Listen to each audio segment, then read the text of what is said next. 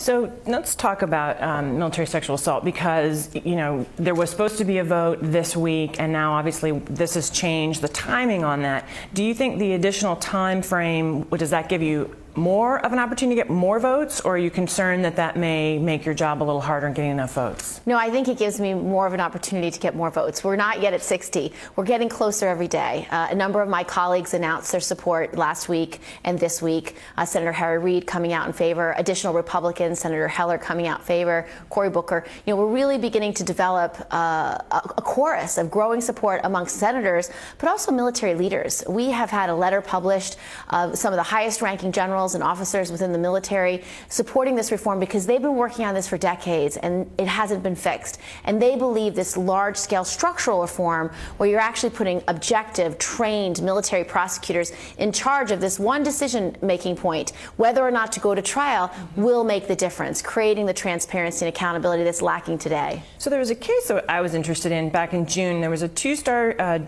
commanding general of U.S. Army forces in Japan. He was up for a major promotion and actually ended up being suspended because he failed to properly report or investigate an allegation of sexual assault. And at the time, the intimation was that that would have tarnished his record. He was up for a big promotion, which seems to me to be exactly at the heart of what you're talking about with your amendment. Talk a little bit about that. Well, that's what the victims have told us over and over again across the board. There were 26,000 sexual assaults, rapes, and unwanted sexual contacts last year alone.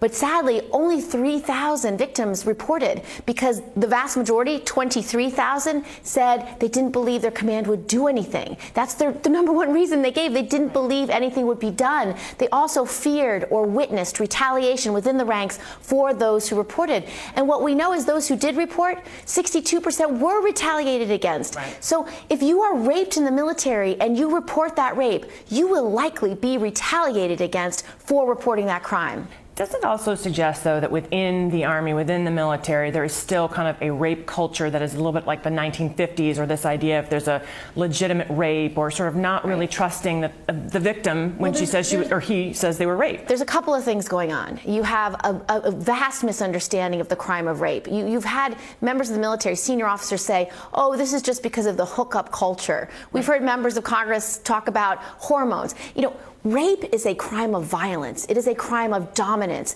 It is not even a crime of romance or sex. In most cases, it's usually about dominance and power. The second issue we have is that the decision maker may well be biased. If the decision maker knows the victim or knows the perpetrator, or has a reason to shove it under the rug to make sure no one knows about the rape because it makes them look bad, that bias is undermining reporting. Because what victims have told us, when I told my commander, he said, it's your own fault. I'm not going to do anything. One of the things that struck me is there's this image of you and Senator Rand Paul listening to testimony from one of the victims, and I've actually heard her speak, and it's heart-wrenching. And I'm wondering if that is the thing that really turns people in terms of listening to the real experiences that people have, and not just, it's, you know, it's one thing to look at the data and the facts and the generals and, you know, that picture of all those, you know, generals sitting there trying to defend their position, but when you really take it down to the level of a human being, it's a totally different conversation. And that's exactly what motivated me to do something about this issue. When I heard the stories of men and women who are so brave, who will literally give their lives for our country, to be not only brutally assaulted and raped, but then to have their commander turn their back on them.